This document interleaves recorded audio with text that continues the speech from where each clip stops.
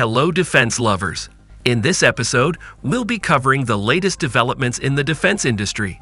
From Northrop Grumman's Battle Command System achieving initial operational capability with the U.S. Army, to Turkey's announcement the name of their domestically developed fifth-generation fighter jet. We'll also be discussing Saab's contracts with the UK Ministry of Defense and the significant delay of Boeing's T-7 Red Hawk trainer aircraft. Stay tuned for all this and more in today's Defense News Update.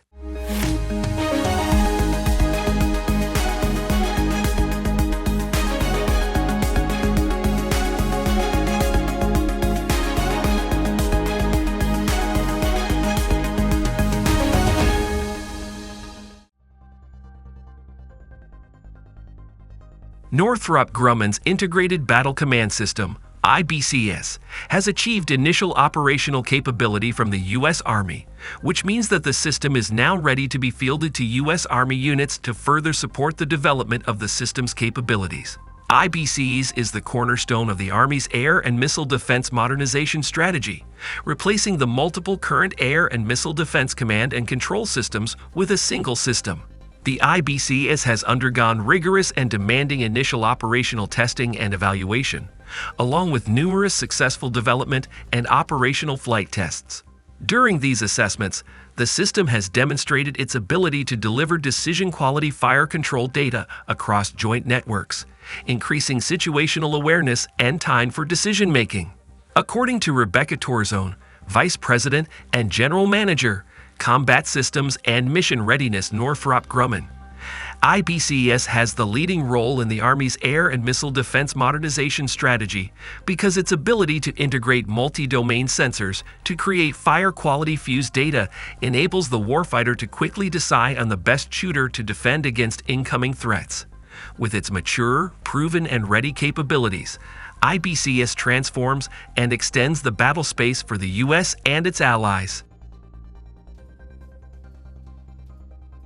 Saab has announced that it has secured 2 contracts for the delivery of 11 Giraffe 1X radars, along with support for the UK's Ministry of Defence.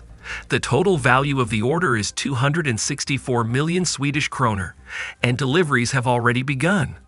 The Giraffe 1X radar is a lightweight, multi-mission, 3D surveillance radar that provides commanders with high-quality air defense target data, drone detection, and counter-rocket artillery and mortar sense, and worn within a single solution. This radar system will be mounted and tested on the XV Patrick Blackett, which is operated by Navy to trial and experiment with new technologies and concepts. The UK has been a prominent user of Saab radars, with Arthur since 2004, and the largest fleet of land-based Giraffe AMB radars in service since 2010. According to recent news from the Indonesian Ministry of Defense, the Martadinata-Class Frigate, KRI Raden Edi Martadinata, has successfully conducted a missile firing test in the waters north of Bali Island.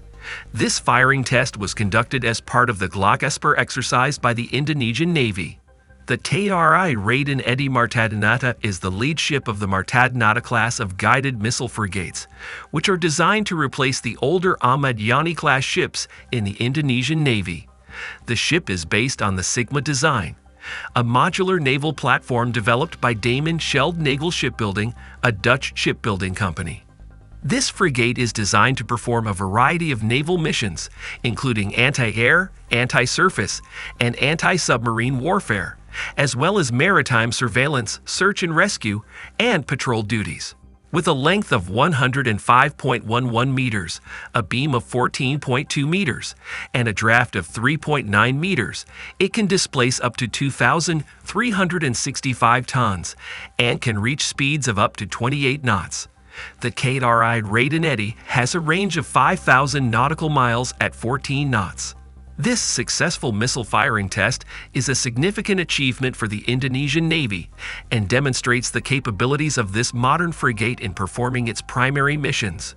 The KRI Raden Edi is a crucial asset for Indonesia's naval defense and will undoubtedly contribute to the country's maritime security.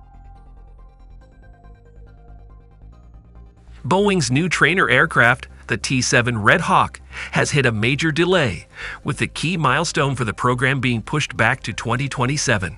The setback is significant, as the T-7 was originally intended to enter service in 2023. The T-7 Red Hawk is an advanced trainer aircraft designed to replace the aging T-38 Talon, used by the U.S. Air Force for pilot training.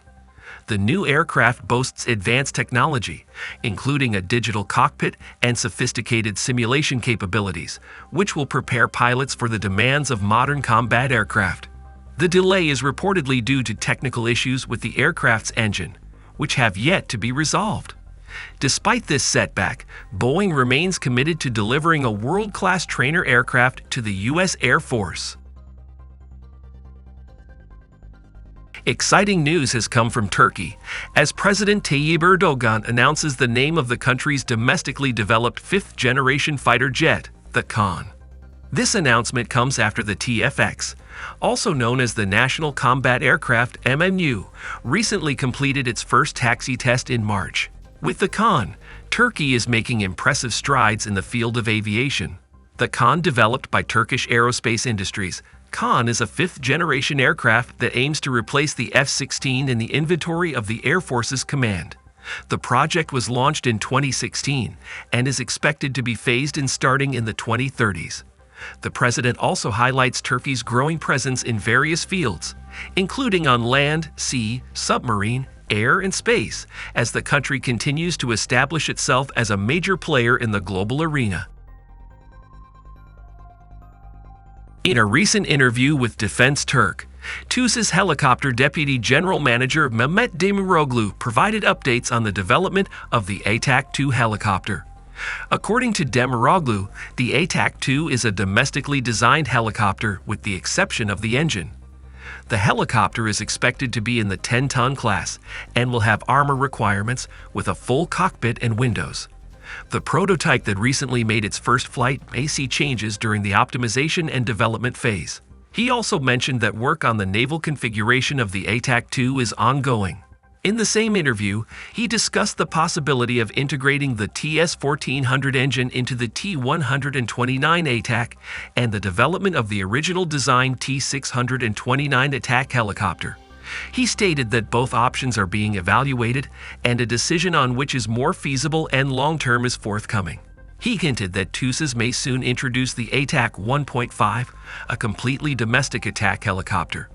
If the TS-1400 engine is not used, the T-629 may lose appeal. Overall, the interview reveals the progress and ambition of TUSAS in the helicopter development field.